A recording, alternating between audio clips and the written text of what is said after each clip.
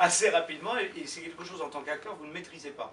Parce qu'il faut tomber sur des gens qui ont l'œil, qui ont la capacité de ne pas tomber dans le pathos, et c'est le danger de ce genre d'histoire. C'est-à-dire que le film québécois a des moments un petit peu plus...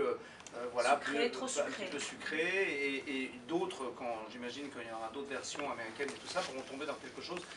Enfin, c'est le danger de cette histoire. Je ne dis pas qu'ils vont tomber dedans, mais c'est le danger. Et moi, Isabelle m'a proposé, m'a dit, écoute, si on fait ce film ensemble, moi je voudrais t'emmener vraiment dans quelque chose que tu n'as plus l'habitude de faire.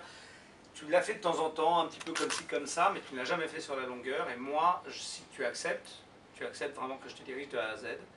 Et je lui ai dit, alors ça me plaît énormément, parce que Isabelle, déjà dans Rire et Châtiment, elle était impeccable avec moi. Elle m'a emmené dans quelque chose que je n'avais pas l'habitude de faire. Et là, pour la deuxième fois, je suis encore super, mais vraiment super content et très ému de là où elle m'a emmené, parce que naturellement, voilà, moi je sais qu'il y a un autre axe encore dans lequel je vais pouvoir évoluer si j'ai la chance de retomber sur des histoires. Ce que j'ai interprété là, c'était surtout le vertige. Hein, un vertige, un amour vertigineux, quelque chose où tout d'un coup cet être d'amour qu'il est, hein, puisque c'est un être de bonté, c'est une très belle personne, Diego Costa. Merci.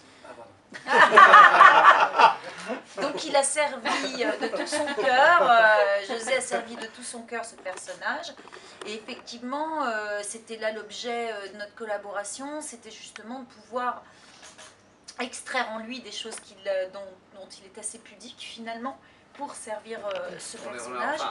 Pendant toute cette tournée, voilà, on a eu Isabelle à rencontrer des enfants IAD, ça a bouleversé sa vie, et voilà.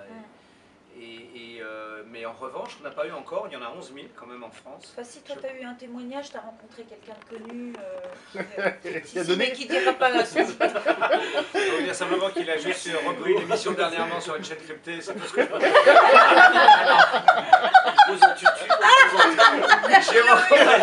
J'ai rencontré effectivement quelqu'un qui est dans son business, qui n'a rien à voir, mais maintenant j'ai transformé l'histoire de manière à dire effectivement, mais je peux pas en parler, il a gagné très bien sa vie pendant quelques années, là. Il a eu un break.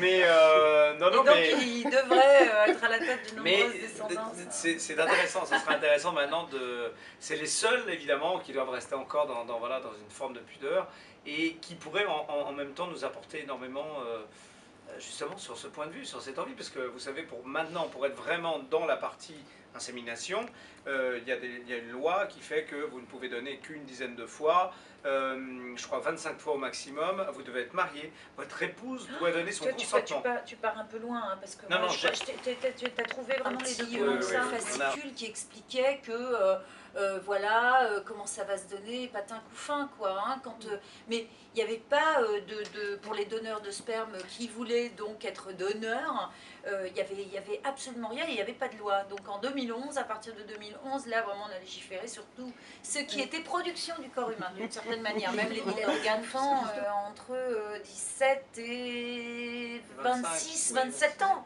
Donc ça s'est fait quand même sur plusieurs années. Donc en admettant que son sperme a été congelé, c'est pas sur une seule prise qu'il y a eu 533 enfants, parce qu'il n'y a pas eu 533 familles qui ont demandé le jour J où il a... Non, c'était excessif là. Voilà. Non, mais c'est pour dire que forcément c'est quelque chose qui s'est fait sur plusieurs années. Alors il n'a pas donné son sperme pendant 6 ans, hein, mais il a sur une période très qui appartient, des choses semblent, à qui...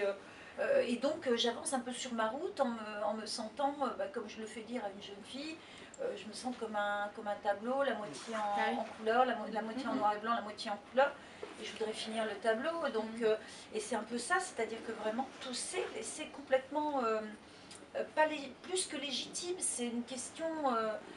ouais, ça les empêche un peu de respirer. On sent vraiment quand on est tourneboulé quand on les rencontre. Donc on sent quand même que ce sont des bleus, hein, partout où on appuie ça fait mal, et pourtant ce sont des enfants qui ont été très très très très aimés. Parce qu'il faut quand même une dose d'amour entre un homme et une femme qui veulent fonder une famille et qui ne peuvent pas avoir des enfants pour faire appel à un tiers d'honneur. Il faut avoir une sacrée dose d'amour.